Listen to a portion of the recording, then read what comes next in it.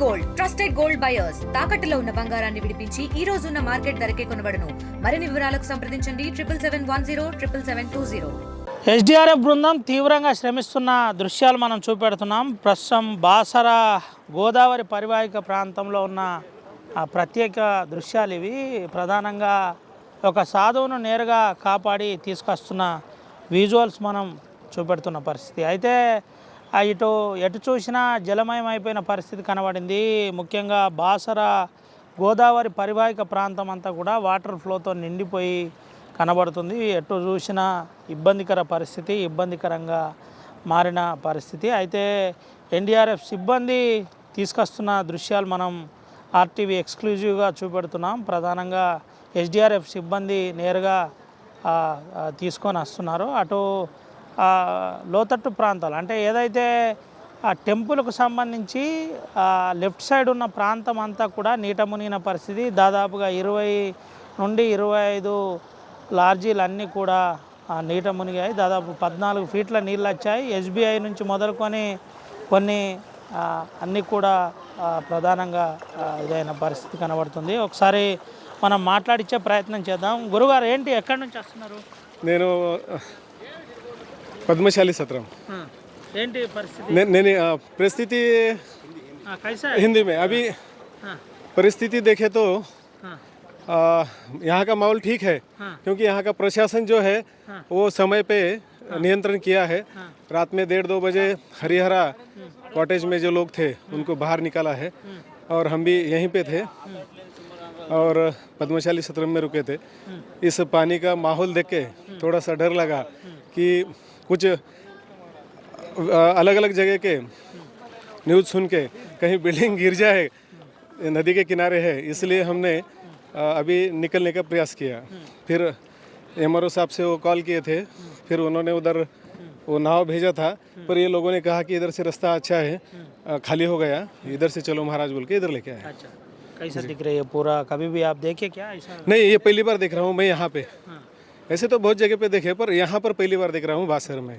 और ऐसे देखते ही प्रशासन तुरंत इस जगह को जो गोदावरी किनारे पे जो लोग रहते हैं इनके लिए अच्छी व्यवस्था करे, इतना ही मैं कह सकता हूँ जी।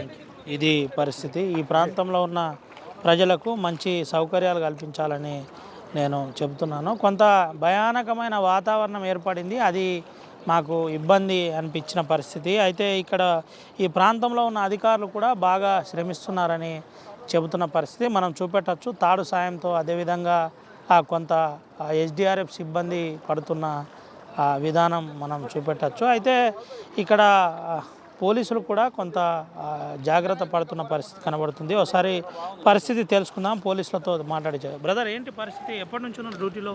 నేను 2 డేస్ బ్యాక్ నుంచి ఉంటున్నాం సార్. విపరీతమైన ఫ్లోటింగ్ వస్తుంది. పబ్లిక్ సుతా చాలామంది వస్తారు, అందరినీ కంట్రోల్ చేయకపోతున్నాము. ట్రాఫిక్ సుతా చాలా ఇబ్బంది అవుతుంది.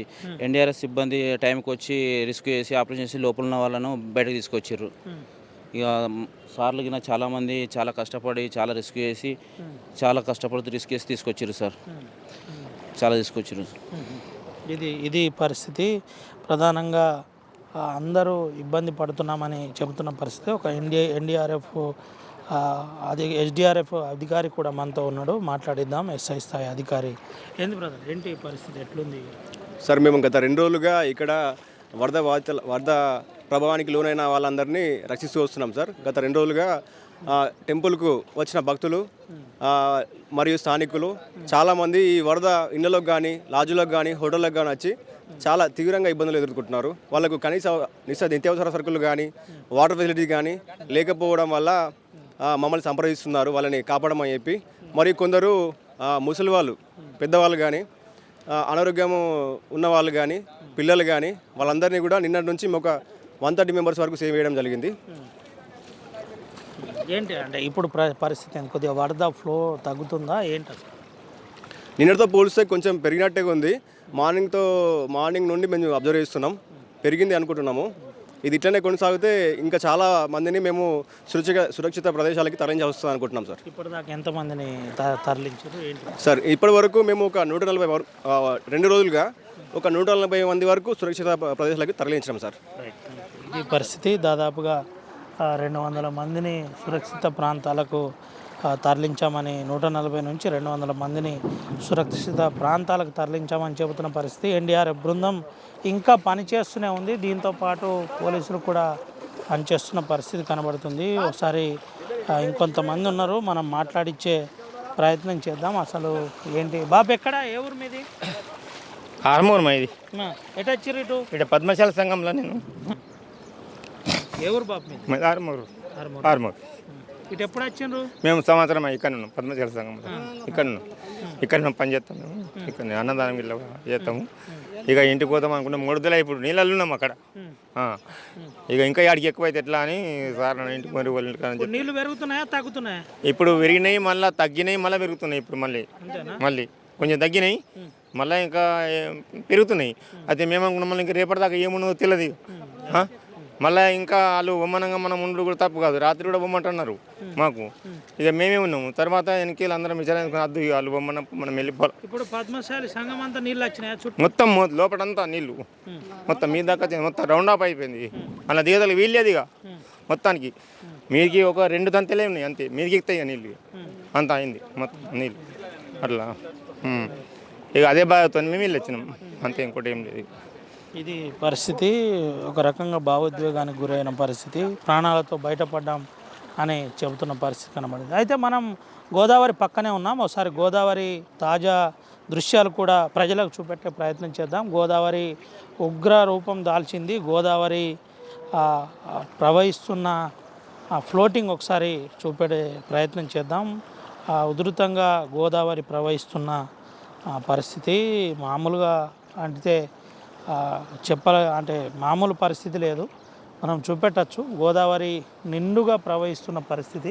ఈ పక్కనే కరెంట్ పోల్స్ అన్నీ ఉన్నాయి కాబట్టి మనం కూడా కొంత జాగ్రత్త పడవలసి వస్తుంది. అయితే అటు కెమెరామెన్ సుమన్ సాయంతో కొంత ఆ వాస్తవికాలు చూపెట్టే ప్రయత్నం చేద్దాం. గోదావరి బ్రిడ్జు, ఇది కనెక్టివిటీ బ్రిడ్జు. ఆర్మూరు ఇటు నిజామాబాదు కనెక్టివిటీ బ్రిడ్జ్. ఇది నేరుగా ఆ కింద ప్రవాహము ఉధృతంగా ప్రవహిస్తున్న పరిస్థితి. అయితే ప్రత్యక్షంగా చూసిన వాళ్ళు చెబుతున్న విధానం ప్రకారం దాదాపుగా నిన్నటి నుండి పరిస్థితి యథావిధిగా ఉంది. మధ్యాహ్నం ఈరోజు పొద్దున కొద్దిగా తగ్గింది, కానీ మళ్ళీ ఇప్పుడు పెరుగుతుంది.